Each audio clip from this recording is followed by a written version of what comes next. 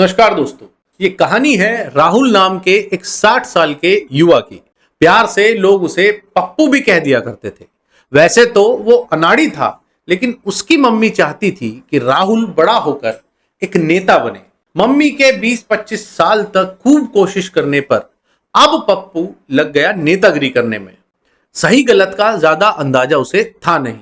ये नेता ना हो गया, गटर का ढक्कन हो गया। जब जब खुलता कीचड़ ही उगलता।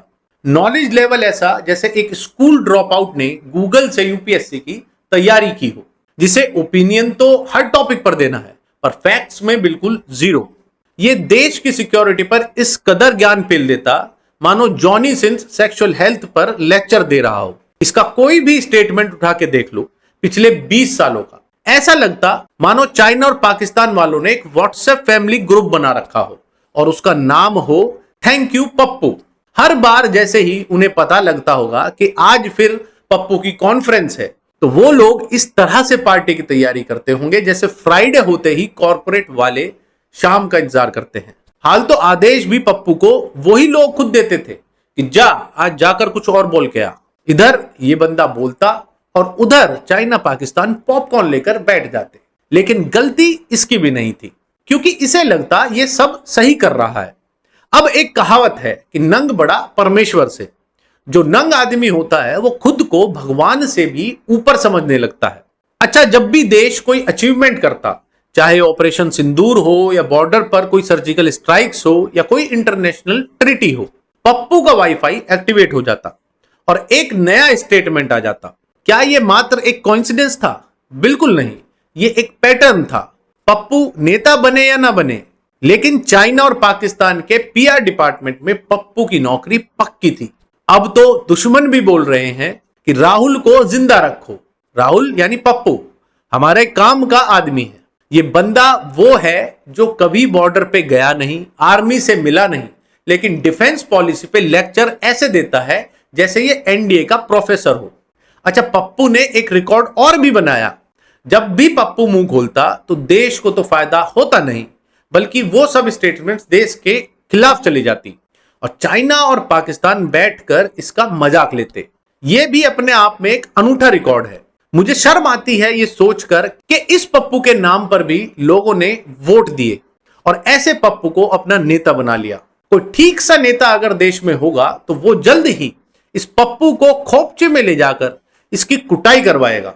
और कुटाई भी लात घूसों से नहीं, एक सच बोल पट्टा होता है पुलिस वालों के पास। सुना है लगता तो वो पिछवाड़े पर है, लेकिन उसका असर दिमाग पे होता है। उसकी चोट दिमाग पे लगती है। अच्छे अच्छे बिगड़े शहजादों को ये सच बोल पट्टा सुधार सकता है। और फिर बाहर निकलते ही इसकी प्रेस कॉन्फ्रेंस कराई जाए कि अब बोल। और मैं गारंटी देता हूं कि पप्पू ये बिल्कुल नहीं बताएगा कि उसको खुराक मिल चुकी है, पर हां, शायद इसके बिगड़े बोल सुधर जाएंगे।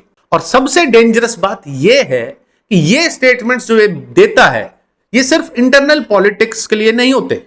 इनका इंपैक्ट होता है इंटरनेशनल फोरम्स पे। जब जब देश कोई स्ट्रॉन्ग स्टैंड लेता है, पप्पू जाके बोल देता है मोदी इज वीक। भाई, तुम्हें पीएम बनना है या चाइना पाकिस्तान का एम्बेसडर बनना है? Pappu knows he can't win with vision, इसलिए करता है डिवीजन। इसका बस चले तो हर इंडियन विक्ट्री को ये डिफीट में कन्वर्ट कर दे। क्रिकेट में देश जीता तो विराट ने बीजेपी के कहने पर छक्का मारा। इसरो मिशन कंप्लीट हुआ तो सैटेलाइट आरएसएस के एजेंडे से गया है। ये एक ऐसा कैरेक्टर है जिसका रोस्ट करना अपने आप ही ऑटोमेटिकली देशभक्ति का पार्ट होना चाहिए। ना ये फैक्ट चेक करता, ना लॉजिक से इसका कोई मतलब। बस स्टेज मिल जाए, उस पे माइक लगा हो और कीचड़ शुरू। पॉलिटिकल मोटिव के लिए अगर किसी को पूरे देश की इमेज के साथ खिलवाड़ करते देखना हो तो आप पप्पू को देख सकते हो।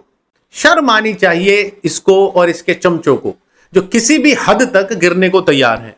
खैर, ये तो थी 60 साल के एक रैंडम युवा नेता पप्पू उर्फ राहुल की कहानी।